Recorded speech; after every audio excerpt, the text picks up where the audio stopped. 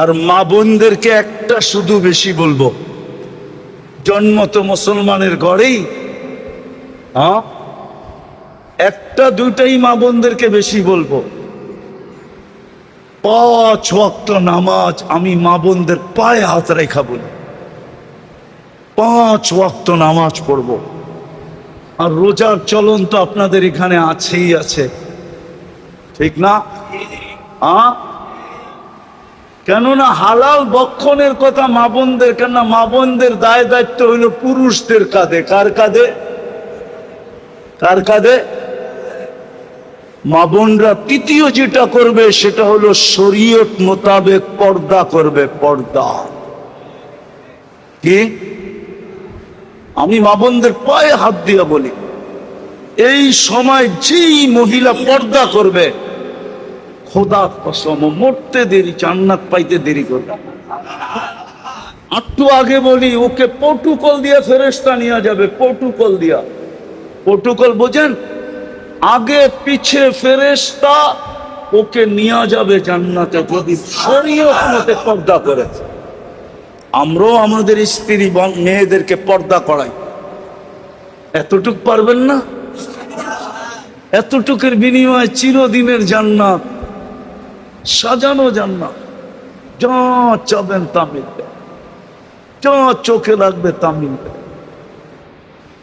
মন চাহি জীবন আল্লাহ দিবে। এতটুকুর বিনিময়ে কসম খোদার, এর চেয়ে বেশি আপনাদের জন্য কিচ্ছু নাই। ঈমান তো মাতৃকোলে মিলা গেছে, নামাজ পড়া, রোজা রাখা আর হালাল ভক্ষণ করা। কি পাইলে খাইলাম, না পাইলে না পাইলে। আল্লাহ রসুল পেটে পাথর বাঁধতে পারছে, আপনি পারবেন না কেন? আল্লাহ রসুলের ঘরে মাসের পর মাস চুলা জ্বলে না, আপনি পারবেন না কেন? মা বোনদেরকে বলবো, ঈমান তো আছেই, শুধু নামাজ পড়া, রোজা রাখা, শরীয়ত মোতাবেক পর্দা করা। আর আরেকটা মা বোনদেরকে বলতেছি, স্বামীদের কদর করা। কদর কি? কদর বুঝেন কি? সম্মান করা, ইজ্জত করা, মূল্যায়ন করা, স্বামীদের কদর করা। কদর আজকে আপনাদের এখানে না, আমার এন্টার সমাজেই স্বামীদের কদর নাই। বরং দেখা যায় গরিবের ঘরে কিছু আছে, ধনীদের ঘরে তো আরো কদর নেই। শুধু থাকে একসাথে, কিন্তু কোন স্বামীর কদর নাই। আমার কথা মাইনা নেন, মিডিয়া আমার কথা চলে যাবে। থাকে ওরা একসাথে, কিন্তু স্ত্রীর দিলে স্বামীর কদর নাই, যতটুকু কদর করার দরকার। তারপরও গরিবদের ভিতরে অনেক আছে, অনেক কি কি জান দিয়া স্বামীকে বাঁচাইতে চায়। আলহামদুলিল্লাহ, এটা গরিবদের ভিতরেই আছে। তার ভিতরে সত্য তো আপনি মানেন? হ্যাঁ, গরিবদের ভিতরেই আছে, জান দিয়া স্বামীর ইজ্জত করে, জান দিয়া বাঁচাইতে চায়। আমি মা বোনদেরকে আরো বলবো, আরো ইজ্জত করো স্বামীদেরকে। যত বেশি মেয়েরা স্বামীকে ইজ্জত করবে, বুখারীর রিওয়ায়াতে আছে, তাকফুরনাল আশিরা, তাকফুরনাল, স্বামীকে অসম্মান করা, ইজ্জত না করা জাহান্নামে যাওয়ার মেয়েদের সবচেয়ে বড় কারণ।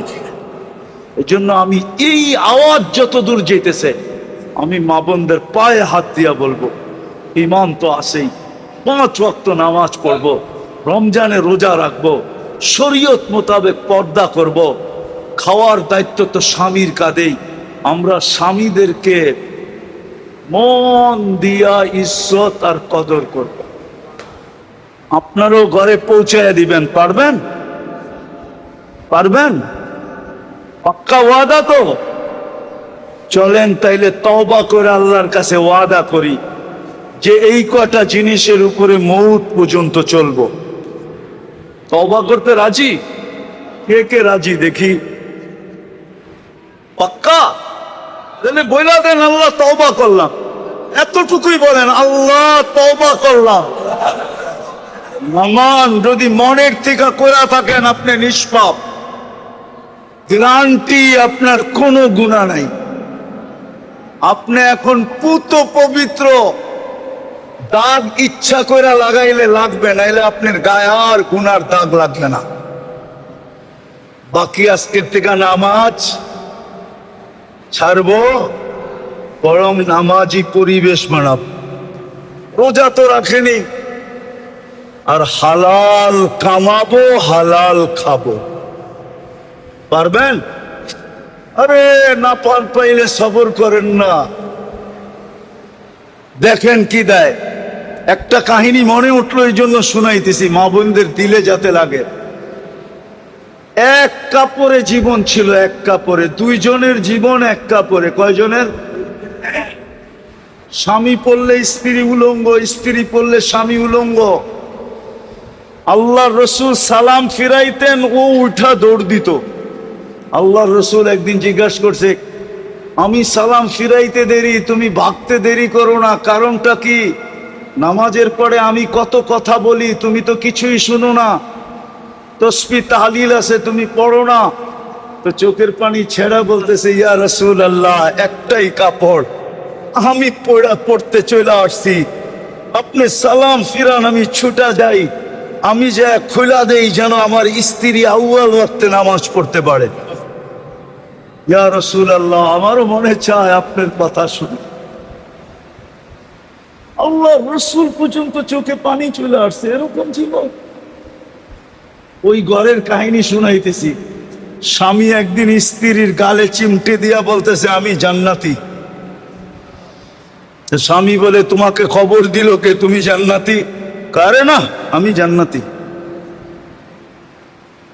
তিনবার পড়ার পরে বলছে, বলো তুমি কি করে জান্নাতি? সবরের জীবন চলতেছে, সবর। এক কাপড়ে দুইজনের জীবন, সবর করতেছি। আজ পর্যন্ত কোনো চাহিদা রাখি নাই, কোনো দিন বলি নাই যে আরেকটা কাপড় নিয়ে আসো। কোনোদিন চাহিদা ব্যক্ত করছি? স্বামী বলে না।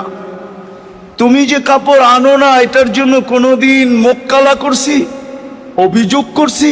বলছে না। বলছে সবরের বদলা আল্লাহ বলছে জান্নাত। আমি জান্নাতি, জান্নাতি, জান্নাতি। স্বামীর চেহারাটা কালো হয়ে গেছে, গালে চিমটি দিয়া বলতেছে, তুমিও জান্নাতি। আমি জান্নাতি কি করে? আমার মতো স্ত্রী পেয়ে কি খুশি হও নাই? শুকরিয়া আদায় করো না? তো বলতেছে, পাগলি, একবার ডেলি 100বার আল্লাহ শুকরিয়া আদায় করি যে আল্লাহ আমাকে কি ধরায় দিল, কি পাইলাম আমি। বলছে, শুকুরের বদলাও জান্নাত, তুমিও জান্নাতি, আমিও জান্নাতি, ফুর্তি জান্নাতে হবে, জান্নাতে। আফসোস, আমার মা বোনরা যদি এরকম হয়ে যায়, তাহলে পুরুষদের পরিশ্রমও কমে যাবে। কমবে না? না কমবে না? দুই দলেই হাসতে হাসতে জান্নাতে চলে যাবে। মজা তো হবে প্রতি শুক্রবারে, যখন দুইজনই আল্লাহর দাওয়াতে যাবে। দাওয়াত খাওয়ার পরে যখন দুইজনেরই চেহারা চেঞ্জ হবে, তো নারীর আলাদা, পুরুষ আলাদা, উনি চেঞ্জ হবে, ভিডিও উনি চেঞ্জ হবে, তো ব্লুটুথ আর শেয়ার হিটের মাধ্যমে স্বামীর কাছে ছবি চলে আসবে। আজকে কিন্তু চেঞ্জ হয়ে এরম হয়েছে, আপনি চেঞ্জ হবেন, ছবি ব্লুটুথে ওইখানে চলে যাবে, উনি দেখবে এরকম হয়েছে। তারপরে দুইজনের আঙ্গুল ধরে জান্নাতে আস্তে আস্তে হাঁটতে হাঁটতে হাঁটতে, ঘুরতে ঘুরতে, ফুর্তি করতে করতে করতে জান্নাতে চলে আসবে। আর যখন দেখ দিয়া ঢুকবে, তো সবাই চিৎ স্লোগান দিবে, ইস্তাদা হুসনা ওয়া জামালা, তোমাদের রূপ বেড়ে গেছে।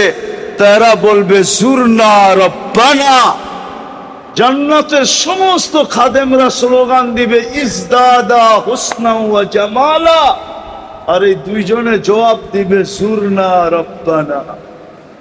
আমরা আল্লাহর সাক্ষাৎ পাইছি আজকে, আমাদের রূপ পারবে না কেন? পারবেন? পাক্কা ওয়াদা? আল্লাহ আমাদেরকে আমল করার তৌফিক দান করো। আমি আপনাদের কাছে দোয়া চাবো, আমিও দোয়া করব, আল্লাহ যেন মা বোনদের দিল চেঞ্জ করে দেন।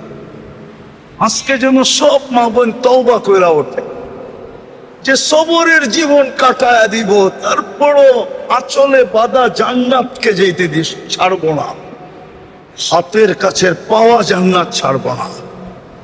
আল্লাহ আমাদেরকে আমল করার তৌফিক দান করেন।